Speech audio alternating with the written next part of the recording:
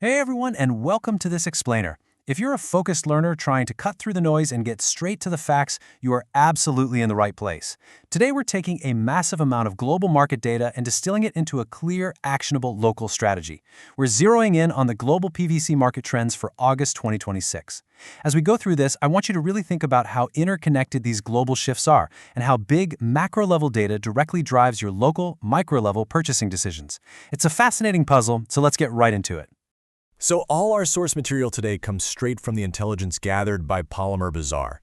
Their core philosophy is super simple: price, prediction, profit. And honestly, that's kind of the holy trinity for anyone navigating commodity markets, right? In industries where margins are razor thin, having instant, crucial market intelligence isn't just some nice-to-have bonus. It's literally the difference between walking away with a profit or taking a painful loss. Their reporting is the backbone of everything we're diving into today. Okay, here's our agenda for today. First, instant polymer market intelligence. Second, Western markets, looking at the US and Europe. Third, Eastern markets, covering Turkey and China. Fourth, a spotlight on the Indian bazaar. And fifth, our final purchase recommendation. Section 1. Instant Polymer Market Intelligence. Look, we all know polymer trading is wild. Prices swing and supply chains tighten in a matter of hours, which means speed is your absolute best competitive advantage. Getting this vital data shouldn't mean logging into clunky web portals. The process is so frictionless now. You literally just save this number, shoot them a WhatsApp message with the word PVC, and boom, you get 24/7 instant data. That's the whole shebang. In under 5 seconds, you're getting real-time polymer pricing, market news, price revisions, forecasts, and official company price lists right there in your chat. It's market intelligence moving at the speed of modern communication. Moving to Section 2, Western markets, specifically the US and Europe. Right now, the overarching vibe in the West for August 2026 is definitely bearish. But the reasons for this sluggishness, they're totally different depending on where you look. In the US bazaar, you've got this really dull demand driven by widespread geopolitical confusion. It's making buyers super hesitant.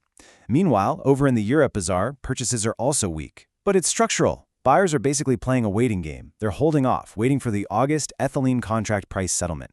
So you've got geopolitical anxiety on one side and contract anticipation on the other, but they both result in the exact same thing: a hesitant, sluggish market. To put a number on that sluggish US market, we're looking at a drop of $10 per metric ton. Specifically, FAS Houston prices fell down to $685 per metric ton. When demand is this dull and buyers are confused, sellers just have to adjust their prices to try and stimulate some kind of movement. And Europe is perfectly mirroring this downward momentum, just with a drop of €10 per metric ton, because buyers are sitting on their hands waiting for that ethylene contract. FDNWE prices have slipped to €935 per metric ton. So the Western markets are definitely sliding downward in tandem. Section 3. Eastern markets, zooming in on Turkey and China.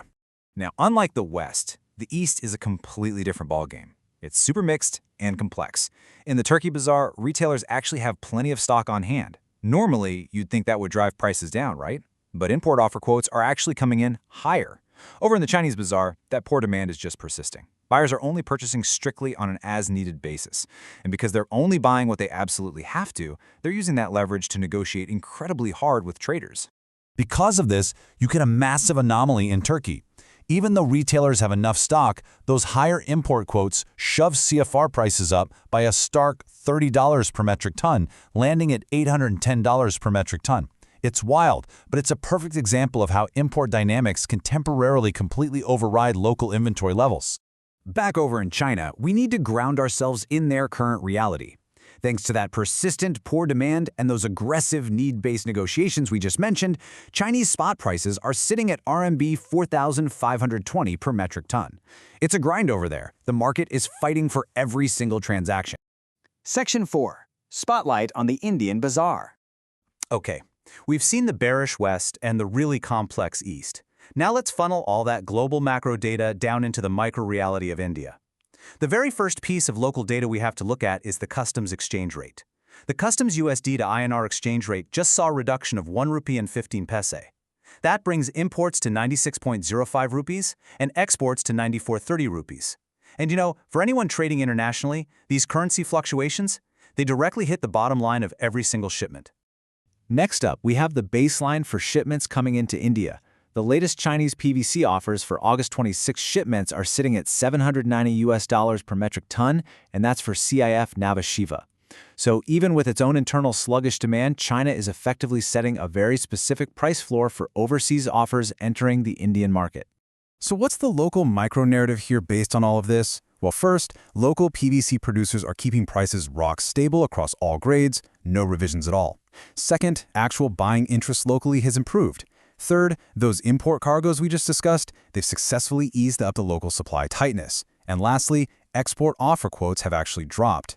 When you put it all together, it creates a very unique local condition. Supply is healthy, prices are stable, but external export pressures are getting softer. And finally, Section 5, Final Purchase Recommendation. All this data aggregation is fantastic, but it's only useful if it actually tells you what to do, right? With the mixed global signals and the easing supply in India, here is the ultimate takeaway. We advise buying for routine requirements. The logic from the intelligence report is super clear on this. Because export offers are quoting lower right now, local Indian producers might decide to drop their ex-works prices soon to stay competitive. Think about it. If prices might drop tomorrow, there is no way you want to over-leverage and stockpile today. The smartest, data-backed move, for sure, is to just buy what you need for your day-to-day routine. Hold off on those massive bulk buys until we see what the local producers do next. So we just tracked an absolute mountain of market intelligence across multiple continents and boiled it down to one really simple, actionable move. But think back to how we started. All this data, it's available in 5 seconds on WhatsApp. So I'm going to leave you with this. With global markets shifting at lightning speed, are your purchasing strategies moving at the speed of chat? If you're still relying on yesterday's news to make today's trades, it might definitely be time to upgrade your game. Thanks so much for joining me on this explainer. Keep learning, stay focused, and I'll catch you on the next one.